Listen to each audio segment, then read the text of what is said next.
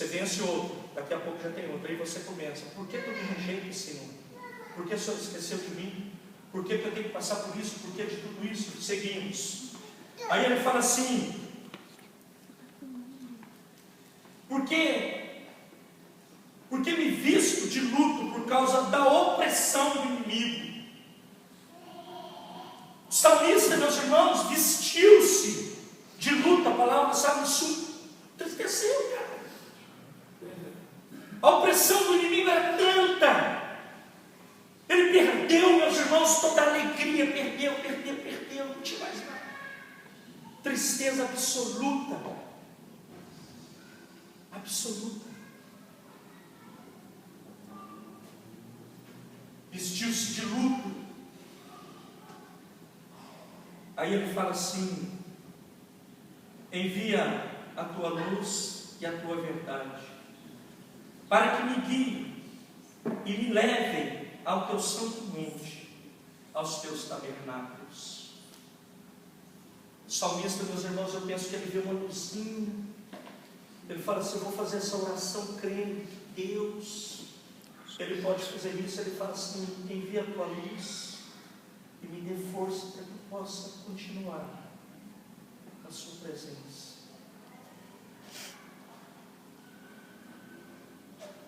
Aí ele fala assim: esse é o motivo, meus irmãos, de eu estar pregando essa palavra, porque foi confirmado por dois aqui no altar, pastor Marcelo e a Solange.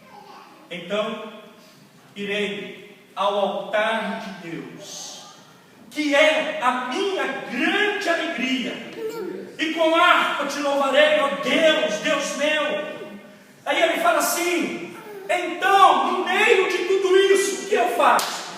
Eu desanimo, eu desisto, eu jogo a toalha, eu mando embora, eu vou para o altar de Deus, eu vou para a presença do Senhor, eu vou chorar na presença daquele que pode fazer. E este homem, meus irmãos, que começa essa palavra dessa forma, meus irmãos, pedindo para Deus pleitear a causa dele, pedindo para Deus, meus irmãos, pleitear aquilo que estava, meus irmãos, sendo a causa, a luta, a dificuldade dele. Ele diz assim: eu vou para o altar de Deus. E depois que ele sai desse altar, ele diz para a alma dele, que ele entender essa conversa, ele fala assim, aí o versículo 5, ele fala assim: por que estás abatido, ó minha alma? Por que te perturbas dentro de mim? Espera em Deus, pois ainda o louvarei. Amém. Ele é a salvação, Ele é a salvação da minha face e Deus meu. Eu quero lhe dizer que Deus, Ele vai te erguer e vai fazer de você um vitorioso ou vitoriosa.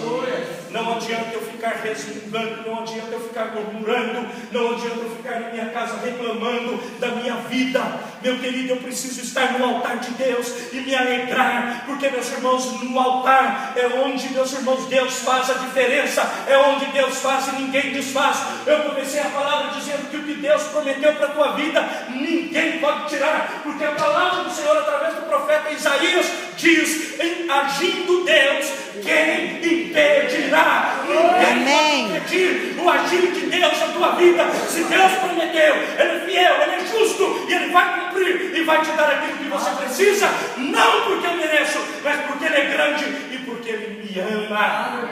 Amém. Ai, pastor, a igreja, a igreja está sendo isso, está sendo aquilo. Eu tenho pensado em algumas coisas nesses dias, meus irmãos. A igreja, ainda que ela esteja sendo martirizada, palavra forte, né? Quero te dizer, a igreja é de Jesus. Aleluia. Se a igreja está sendo martirizada, querido, ela é de Jesus. e o Senhor vai cuidar dela. Amém. Você está achando que não tem mais o que fazer com a igreja? Tem sim, porque ela é de Jesus. Eu falho, mas Jesus não falha. Eu posso errar, mas Jesus não erra. O projeto de Deus é perfeito e Ele vai abençoar a nossa vida enquanto igreja. Então Jesus, o Senhor, Ele olha para Esmirna e vê assim uma igreja que não tinha grandes coisas.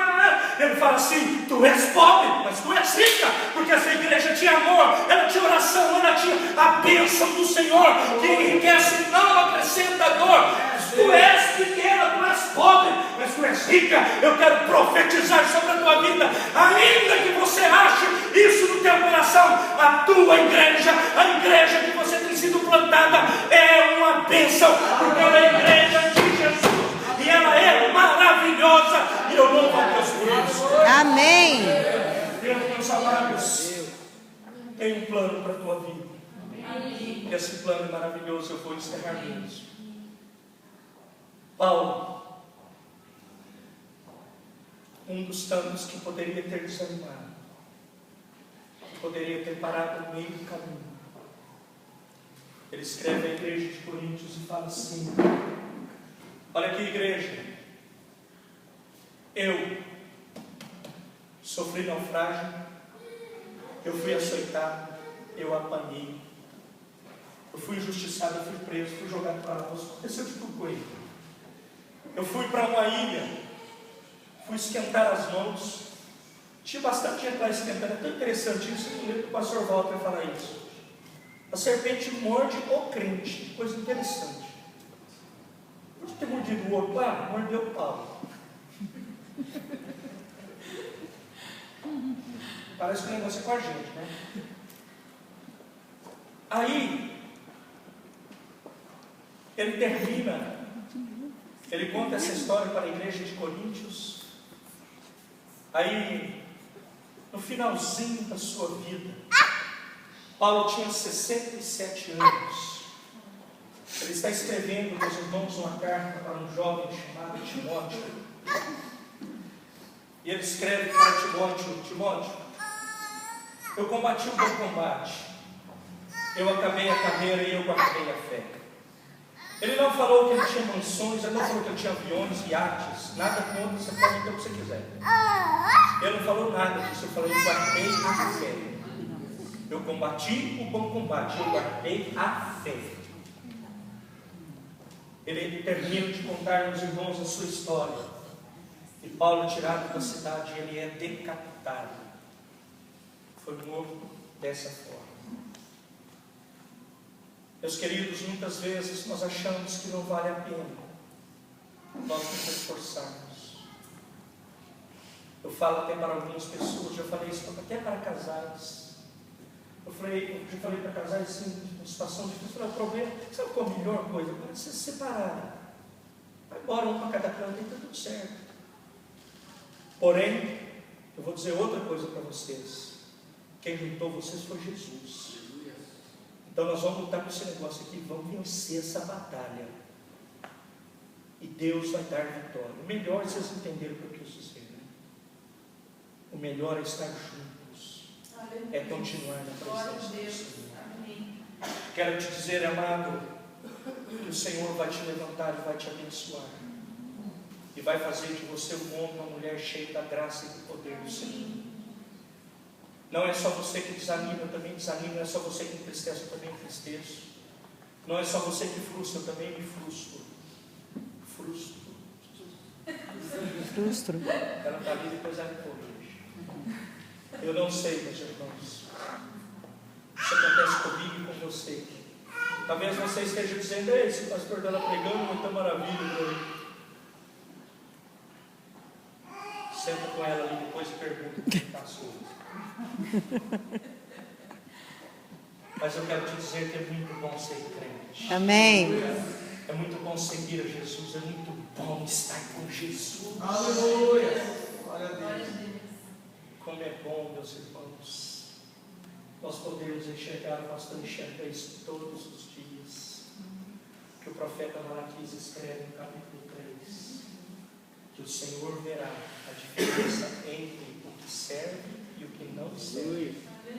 Você é abençoado, Deus. Amém. Amém, igreja? Amém.